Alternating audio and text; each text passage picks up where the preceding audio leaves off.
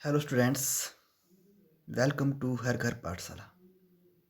मैं Dilip Singh, lecture commerce school new, government senior secondary school Saigulu, district Mandi HP.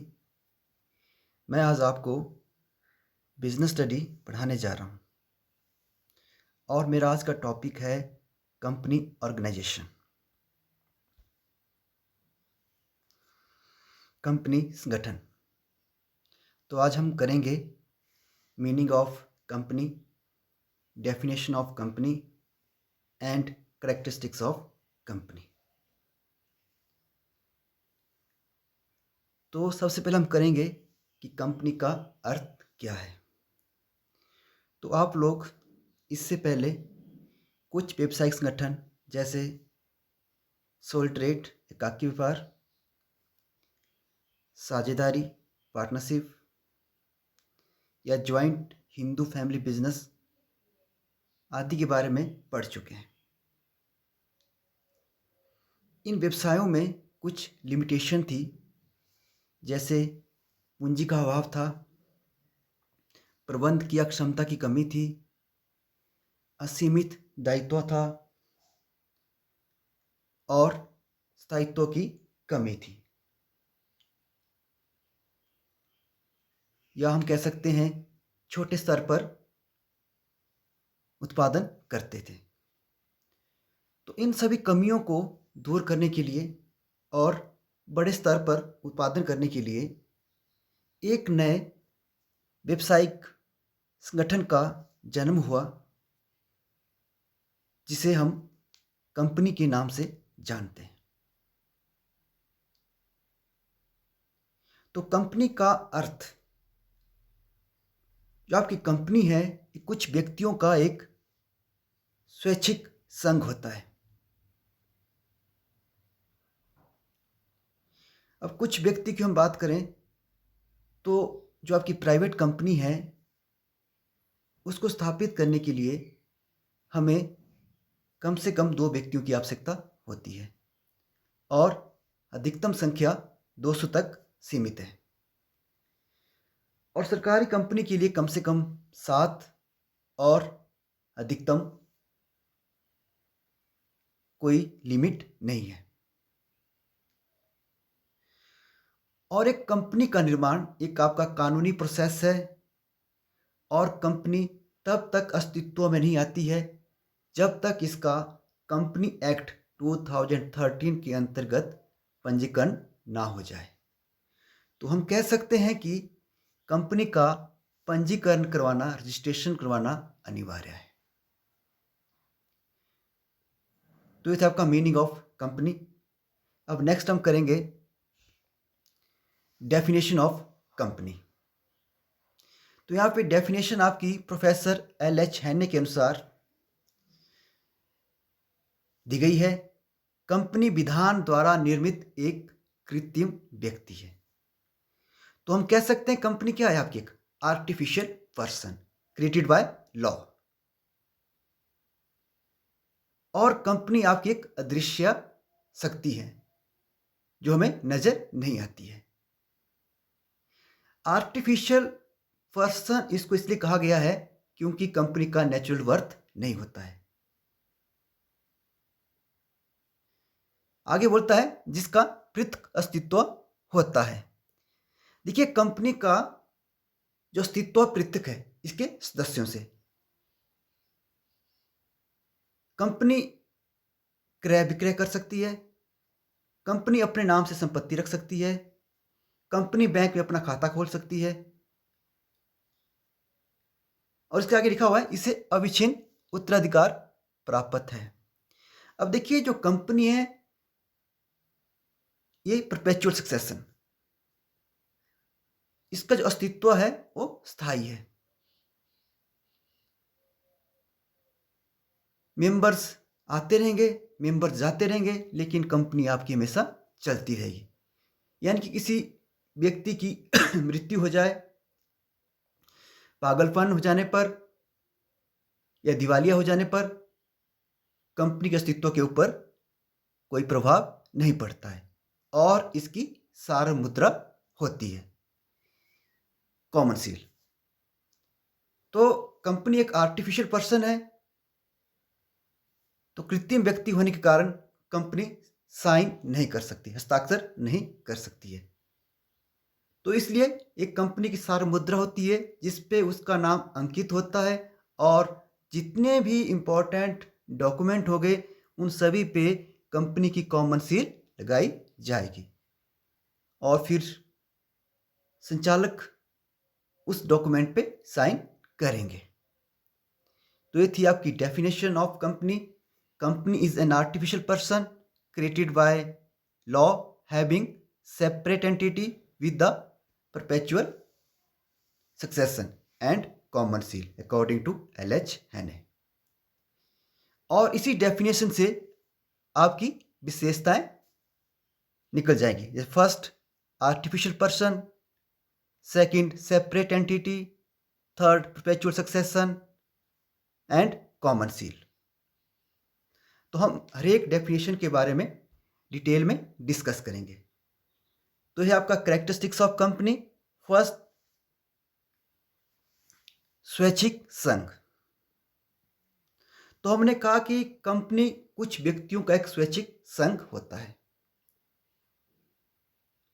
और हम जो कंपनी है उसका निर्माण एक कानूनी प्रोसेस के द्वारा होता है under company act.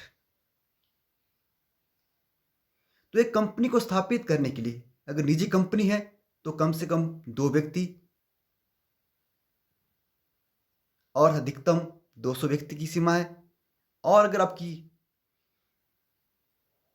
Public company है तो मिनिमम 7 और अधिकतम कोई सीमा नहीं है। तो हम कह सकते हैं कि एक अकेला व्यक्ति कंपनी का निर्माण नहीं कर सकता है। तो थी आपकी फर्स्ट कैरेक्टरिस्टिक्स।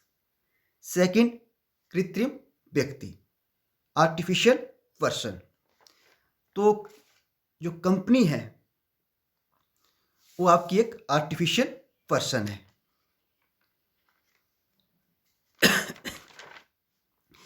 और इसका निर्माण लॉ के द्वारा किया जाता है। अब कंपनी को आर्टिफिशियल पर्सन इसलिए कहा गया है क्योंकि इसका नेचुरल वर्थ नहीं होता है, या इसको जन्म देने वाली कोई माता नहीं होती है, क्योंकि कंपनी का जन्म विधान के अंतर्गत होता है, लॉ के अंतर्गत इसका जन्म होता है अंडर कंपनी एक्ट। और कानून की नज़र में आपके व्यक्ति 2 प्रकार के हो सकते हैं। नंबर 1, प्राकृतिक व्यक्ति जैसे इंसान हम लोग हैं, एंड सेकंड, आर्टिफिशियल पर्सन जैसे कंपनीज, संस्थाएं या फर्म इत्यादि। और हमने कहा कंपनी आपकी अदृश्य है, ये हमें नजर नहीं आती है या इसका कोई शरीर नहीं है। अगर हम उदाहरण के लिए बात करें कि आज रिलायंस कंपनी की अंदर मीटिंग चली हुई है, अगर आप जब अंदर जाएंगे तो आपको कहीं भी रिलायंस कंपनी नजर नहीं आएगी। हाँ, लेकिन जो वहां पे लोग बैठे हुए हैं मीटिंग के लिए, या जो वहां पे फर्नीचर रखा हुआ है, वो आपको नजर आ जाएगा।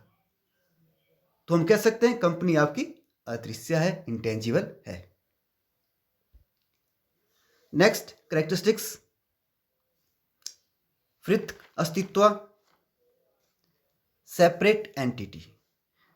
तो जब हमने इसकी डेफिनेशन पढ़ी थी तो वहां भी हमने बात की थी पृथक अस्तित्व के बारे में। तो जो कंपनी होती है इसका अस्तित्व अपने सदस्यों से अलग होता है। कंपनी अपने नाम से संपत्ति क्रय कर सकती है। अब संपत्ति आप लोग जानते हैं, जैसे वो चाहे मशीन है, चाहे वो प्लांट है, चाहे फर्नीचर है, चाहे भवन है, चाहे भूमि है इत्यादि। कंपनी लोगों से अनुबंध भी कर सकती है। कंपनी बैंक में अपने नाम से खाता भी खोल सकती है, या कंपनी दावा कर सकती है, या कंपनी के ऊपर दावा भी किया जा सकता है।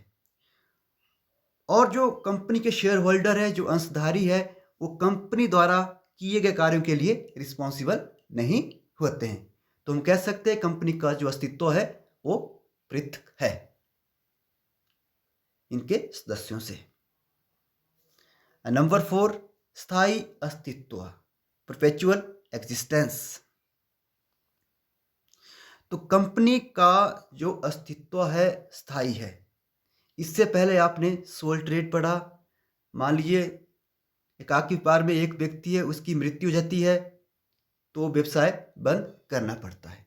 साझेदारी में 2 सदस्य है, एक की मृत्यु हो गई तो आपकी साझेदारी अवैध हो जाएगी और व्यवसाय बंद करना पड़ेगा। लेकिन अगर हम कंपनी की बात करें तो इसमें किसी सदस्य की मृत्यु हो जाने पर या रिटायरमेंट लेने पर या दिवालिया हो जाने पर या पागलपन हो जाने पर आपका व्यवसाय निरंतर चलता रहेगा। व्यवसाय के अस्तित्व के ऊपर कोई प्रभाव नहीं पड़ता है। Members may come, members may go, but company goes on for ever. सदस्य आते रहेंगे, सदस्य जाते रहेंगे, लेकिन आपकी कंपनी हमेशा चलती रहेगी। उदाहरण के लिए एक दुर्घटना में एक कंपनी के सभी सदस्यों की मृत्यु हो गई। जितने मेंबर थे सबकी डेथ हो गई या मृत्यु हो गई, लेकिन जो कंपनी है उसने अपना संचालन जारी रखा। तो ये थी आपकी कैरेक्टरिस्टिक्स स्थायी अस्तित्व। नेक्स्ट है आपका सीमित देयता। अब लिमिटेड लायबिलिटीज।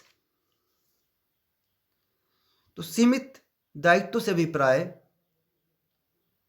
उदाहरण के लिए हम बात करें, जैसे एक व्यक्ति है, उसने कंपनी के 100 शेयर खरीदे और एक शेयर की कीमत है 100 रुपये। तो 100 × 100 10,000 रुपये, और उसने कंपनी को या कंपनी ने उससे 7,000 रुपये ले लिए। तो उस व्यक्ति की कुल लायबिलिटी है 10,000 रुपये और उसने कंपनी को 7,000 रुपये दे दिए। अगर कल को कंपनी को पैसे की आवश्यकता पड़ती है तो कंपनी उस व्यक्ति से केवल 3,000 रुपये ही मांग सकती है। तो ये थी आपकी लिमिटेड लायबिलिटी। इसमें क्या होता है, जो प्रत्येक सदस्य है उसका दायित्व सीमित होता है। अगर आपकी कंपनी लिमिटेड बाय शेयर है तो उस केस में कंपनी के सदस्यों का दायित्व उसके द्वारा खरीदे गए अंशों के फेस वैल्यू या अंकित मूल्य तक सीमित रहता है। नेक्स्ट है आपका ट्रांसफर ऑफ शेयर। अब जो शेयर है वो कंपनी की चल संपत्ति की श्रेणी में आते हैं। In case of public company, जो शेयर होल्डर है वो अपने शेयर को किसी भी समय बिना किसी शेयर होल्डर की सहमति से ट्रांसफर कर सकते हैं। हाँ, अगर आपकी प्राइवेट कंपनी है तो वहाँ पे जो शेयर है उसको ट्रांसफर करने पर कुछ प्रतिबंध कंपनी लगा सकती है, लेकिन पब्लिक कंपनी में आप इजीली शेयर को ट्रांसफर कर सकते हैं, आपको कोई समस्या नहीं होगी। नंबर 7, प्रबंध से स्वामित्व का अलग होना, separation of ownership and management.